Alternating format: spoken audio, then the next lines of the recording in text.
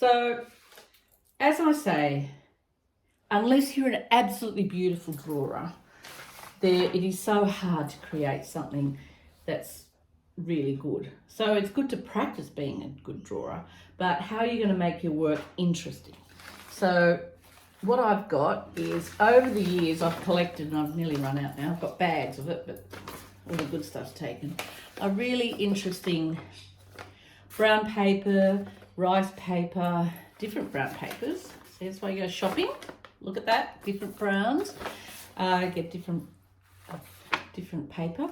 This one, I really like that, and that's just cartridge paper with a wash, and those lines there are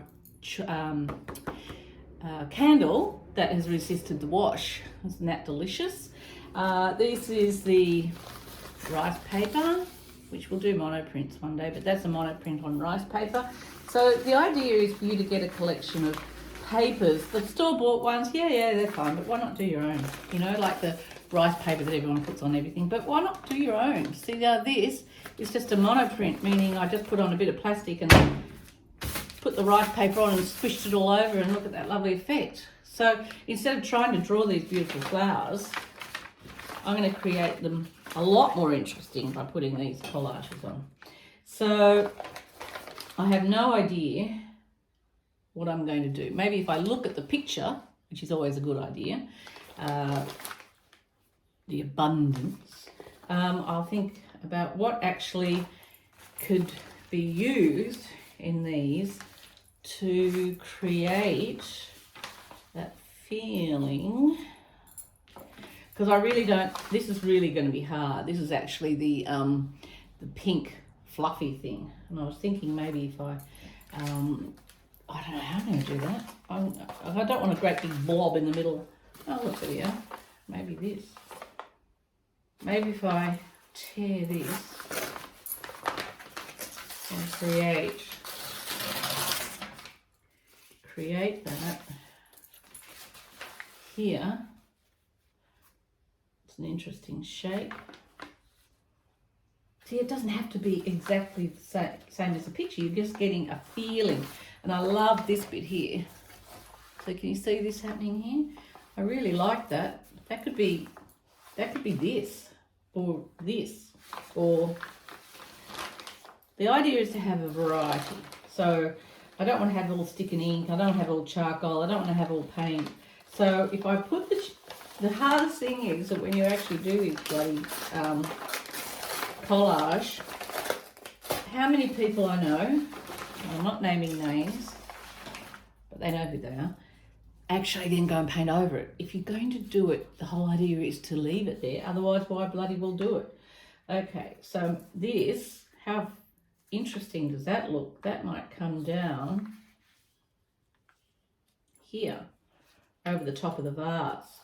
All right, and I might just put this shape, only small, because I don't want it to overbear it.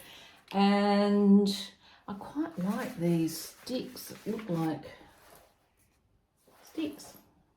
I don't know where I'm going to put that. Maybe they'll come in later. So what I'm going to do, this might be a bit big, but I'll incorporate, see, you can put the collage on, and then I can draw back in and push and pull all the time. So I'm going to put these collages in, because as I build up, I can leave, take out, and you can always, what I really love is just putting, when something's too fussy, put some brown paper or white paper over the top. Okay, now, gluing lesson. Oh, so hard. I know people fail this all the time. It's not fucking rocket science, but for some reason. Anyway, I'm using the wood glue that I used before in the last lesson. PVA wood glue. I've got hundreds of them and I can't get the lids off. So I'm just going to, this paper is attached to the, can you see this? I am taking it right out to the edges. How many people you end up with a really nice painting and you end up with all the edges peeling back and stuff because I haven't glued it properly. So there's a couple of tips. Go right to the edge, smooth it out, pretend you're doing wallpaper, not too thick, not too much, so it's going to be poured all over, and then you basically put it on so that there's no lumps and bumps. If you put lumps and bumps, it really stands out. So I'm just going to put that there, and I'm going to squish it all on. It's actually got some charcoal in there too, so it's a really nice collage because it's got brown paper, white paint, black paint, and charcoal. And I'm going to squish it down so there's no lumps and bumps. There we go. Oh, I turned it upside down too, and it was on the wet paint. That's okay, texture. Okay, so the next one is this one here. So again, now I'm just going to put that on there, get the glue out. As I say, right to the edge. Now you need to clean your brush, otherwise you'll end up with a glued brush. You end up with glue all over your fingers and you're peeling it off all day. Not too much glue because you'll end up with lumps and bumps. And if you see that there's lumps and bumps, push them out just like, it's amazing how they evolve. Take it right out to the edge, right out to the edge. So many people fail this. Cover all of it with glue.